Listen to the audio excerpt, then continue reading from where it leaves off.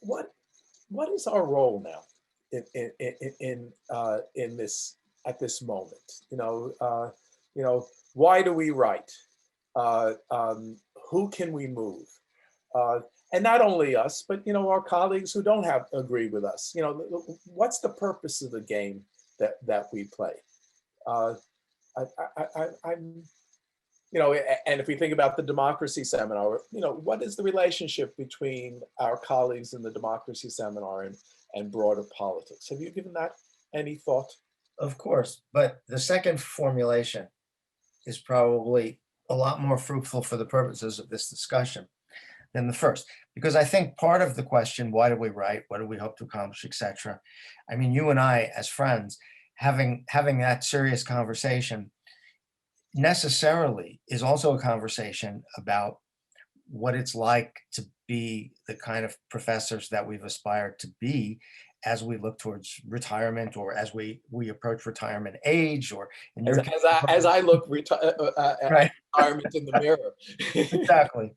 And I mean, certainly for me personally, the question of like, what am I doing, has a very strong dimension of that, and so it's not even so much like what is the way that I think I want to be politically effective, so much as what is the way that I want to spend my life now, given the fact that I've spent 63 years doing certain things. And so a lot of, for me, and there's also partly an inclination to step back a little bit. I doubt actually that I'll be able to do this, which is why the question of democracy seminar and the forms of public engagement is a relevant question for us to discuss. But like, there's a part of me that really wishes that I could uh, not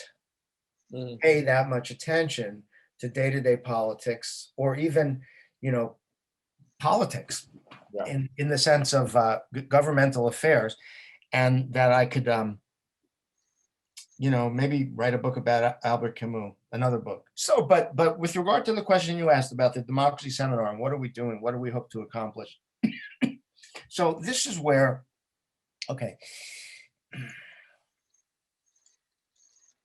before I became involved in all of these argument about Trumpism, which became arguments about the Democratic primary in 2015, 2016, and about the Democratic Party, and uh, you know where I had been intellectually as a political theorist, I suppose,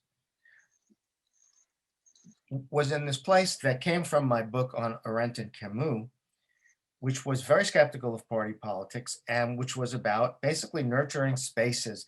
I wrote a piece about the notion of oases in the desert, which is how Arendt describes civic virtue and on revolution.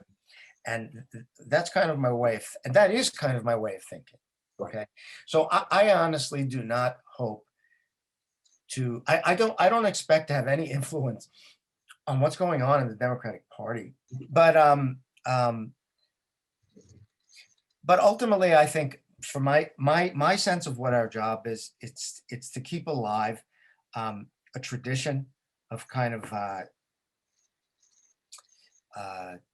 kind of dissenting uh, left liberalism, um, and both to keep alive the ideas of people in the past who stood for that, which is something that I feel like I've not been doing enough of lately.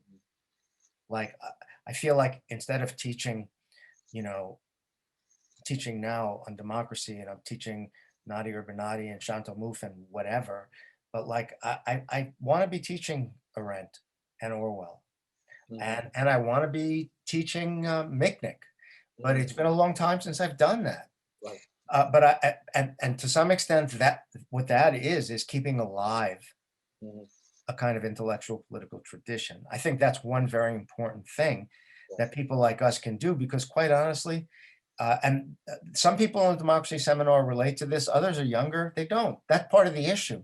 Right. Like, I think that our generation may be the last generation to really care about that, to have been touched by that.